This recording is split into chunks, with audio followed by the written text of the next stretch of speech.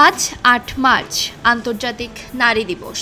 প্রতি বছর এই দিনটি বাংলাদেশ সহ সারা বিশ্বের সমাজ ও পরিবারে নারীর কৃতিত্বকে সম্মান ও স্মরণ জানাতে পালন করা হয়।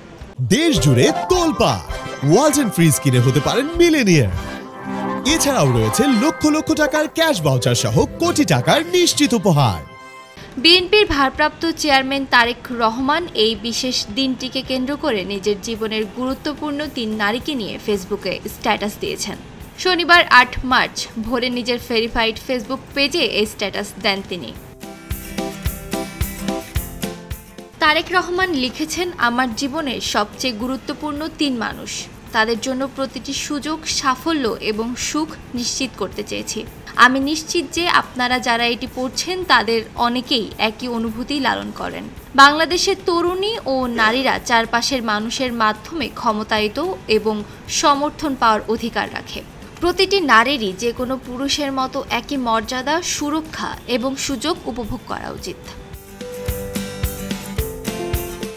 বিএনপি সবাইকে নিয়ে নারীবান্ধব একটি সুন্দর সমাজ গড়তে চায় উল্লেখ করে দলের এই ভারপ্রাপ্ত চেয়ারম্যান লিখেছেন, আন্তর্জাতিক নারী দিবসে আমি আবারও নিশ্চিত করছি যে শহীদ রাষ্ট্রপতি জিয়াউর রহমান এবং খালেদা জিয়ার নেতৃত্বে পরিচালিত পূর্ববর্তী বিএনপি সরকারের মতো আমরা একটি ন্যায়সঙ্গত, সহনশীল এবং সম্মানজনক সমাজ তৈরির অক্লান্ত পরিশ্রম করব, যেখানে লিঙ্গ, বর্ণ বা ধর্মের ভিত্তিতে বৈষম্য থাকবে না।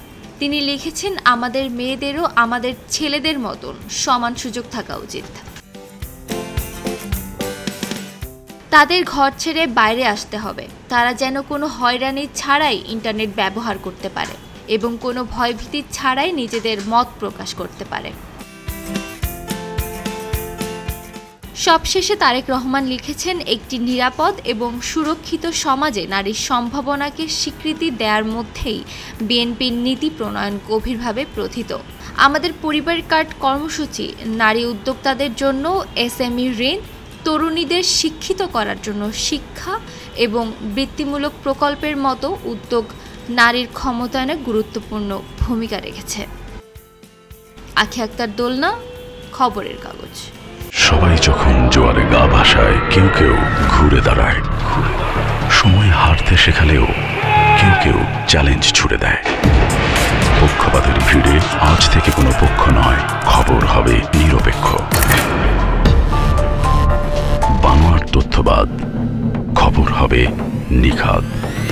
ভেঙে গুজবের শিক, খবর হবে নির্ভীক। এলো খবরের কাগজ, নিখাদ, নির্ভীক, নিরপেক্ষ।